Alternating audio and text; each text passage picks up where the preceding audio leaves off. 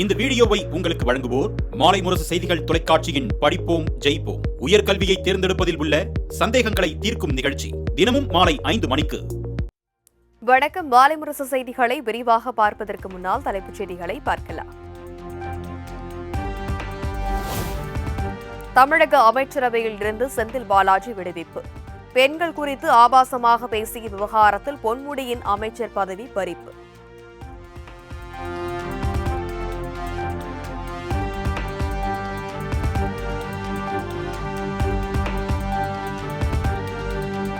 மீண்டும் அமைச்சராகிறார் மனோ தங்கராஜ். ஆளுநர் மாளிகையில் இன்று மாலை நடைபெறும் விழாவில் பதவியேற்கிறார்.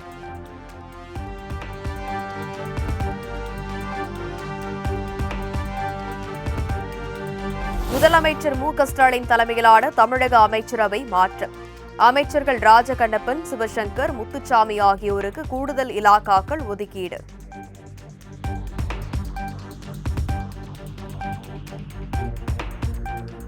போக்குவரத்து துறை அமைச்சர் சிவசங்கருக்கு செந்தில் பாலாஜியின் மின்சாரத்துறை ஒதுக்கீடு.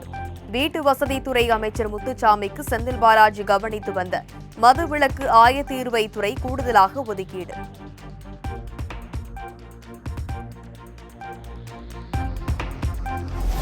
காவல் மற்றும் தீயணைப்புத்துறை சட்ட முன்வடிவு சட்டப்பேரவையில் இன்று அறிமுகம். தொடர்ந்து பல்வேறு அறிவிப்புகளையும் வெளியிடுகிறார் முதலமைச்சர் மு.க.ஸ்டாலின்.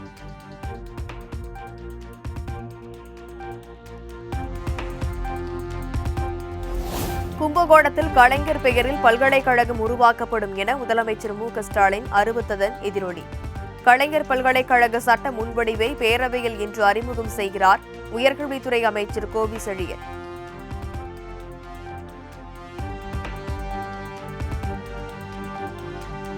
மக்கள் நலனுக்காக எந்த எல்லைக்கும் தமிழக வெற்றி கழகம் செல்லும் என விஜய் உறுதி.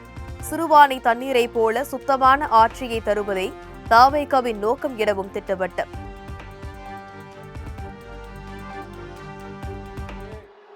வெறும் அரசியல் ஆதாயத்துக்காக தொடங்கப்பட்ட ஒரு கட்சி கிடையாது.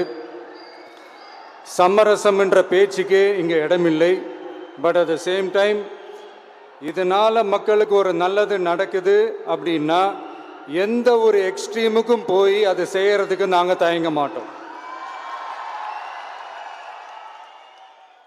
டிவிக்கு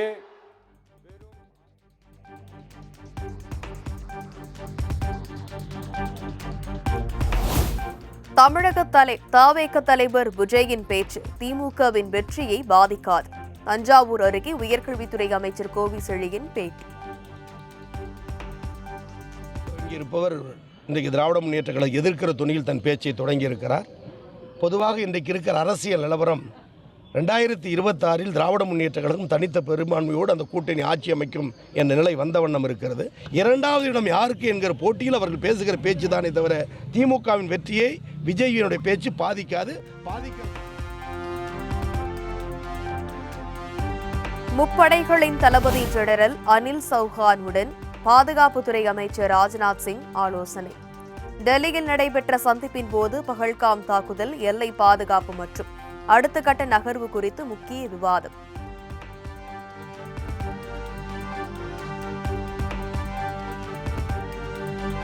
தீவிரவாத எதிர்ப்பு நடவடிக்கையில் இந்தியாவுக்கு அனைத்து உதவிகளையும் வழங்க தயார் என அமெரிக்கா அறிவிப்பு. முழு ஒத்துழைப்பு அளிக்கப்படும் என்றும் பிரதமர் மோடியிடம் ஈரான் அதிபர் தொலைபேசியில் உறுதி.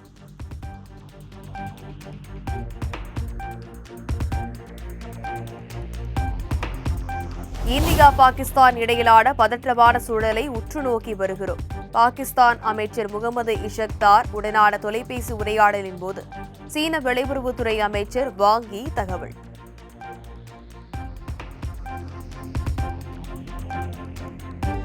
பஹல்காம் தாக்குதலை நேரில் பார்த்தவர்களிடம் என்ஐஏ குழுவினர் தனித்தனியே விசாரணை. துப்பாக்கிச் சூட்டில் உயிரிழந்தவர்களின் உறவினர்களிடம் விசாரணை மேற்கொள்ள மேற்கு வங்கம், குஜராத் உள்ளிட்ட மாநிலங்களுக்கு விரைந்த அதிகாரிகள்.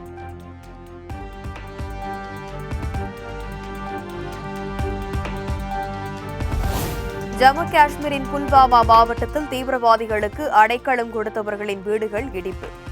லஷ்கர்-இ-தொய்பா அமைப்புடன் தொடர்பில் இருந்த அமீர் நசீர் உள்ளிட்டோரின் வீடுகளை தரைமட்டமாக்கிய பாதுகாப்பு படை.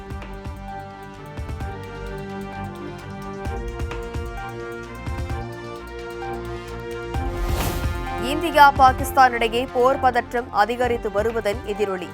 ஜம்மு காஷ்மீரில் உயிர் காக்கும் வகையில் பதுங்கு குழிகளை தயார் செய்து வரும் மக்கள்.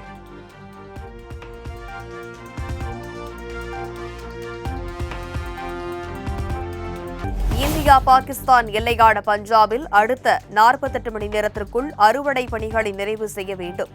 சர்வதேச எல்லையில் விவசாயிகளுக்கு பாதுகாப்பு படையினர் எச்சரிக்கை.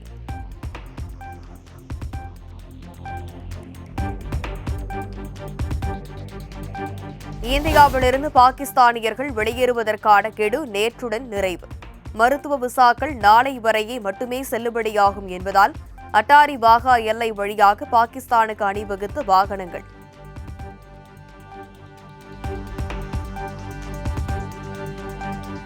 கடந்த 4 நாட்களில் மட்டும் அட்டாரி வாகா எல்லை வழியாக 500க்கும் மேற்பட்டோர் பாகிஸ்தான் பயணம். பஞ்சாப் வழியாக 850 இந்தியர்கள் பாகிஸ்தானில் இருந்து நாடு திரும்பியுள்ளதாக தகவல்.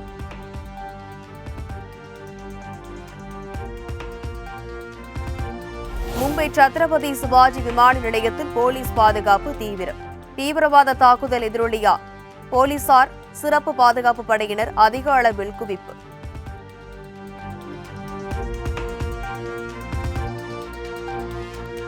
பஹல்காம் தீவிரவாத தாக்குதல் விவகாரத்தில் பாகிஸ்தானுக்கு ஆதரவாக கருத்து தெரிவித்த 19 பேர் கைது. அசாம், மேகாலயா, திரிபுரா மாநிலங்களில் சமூக வலைதளங்களில் பதிவிட்ட நபர்களை கைது செய்தது காவல்துறை.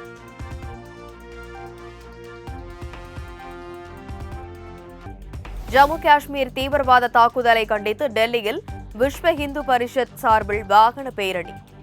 100க்கும் மேற்பட்டோர் பங்கேற்று பாகிஸ்தானுக்கு எதிராக கண்டன முழக்கம்.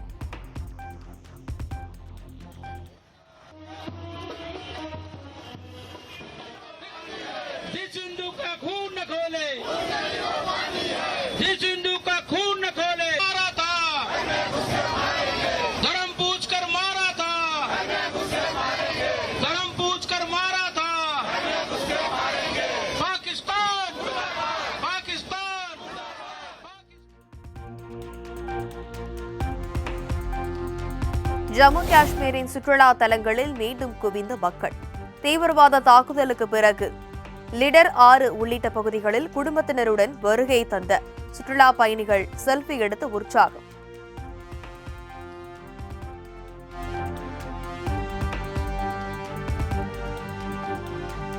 டெல்லி அருண் ஜெட்லி மைதானத்தில் நடைபெற்ற IPL லீக் போட்டியில் 6 விக்கெட் வித்தியாசத்தில் வெற்றி பெற்றது பெங்களூரு. 18.3 ஓவர்களில் 4 விக்கெட் இழப்புக்கு இலக்கை எட்டி அசத்தல்.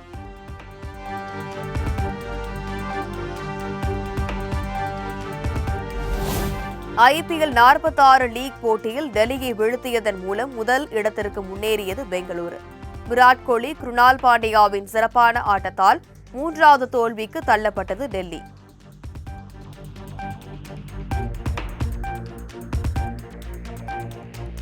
சித்திரை மாத பெருவிழாவை ஒட்டி பழனி முருகன் உள்ளிட்ட பெரும்பாலான கோவில்களில் சிறப்பு வழிபாடு. காவடி மற்றும் பால்குடம் எடுத்து வந்து ஆயிரக்கணக்கான பக்தர்கள் நேர்த்திக்கடன்.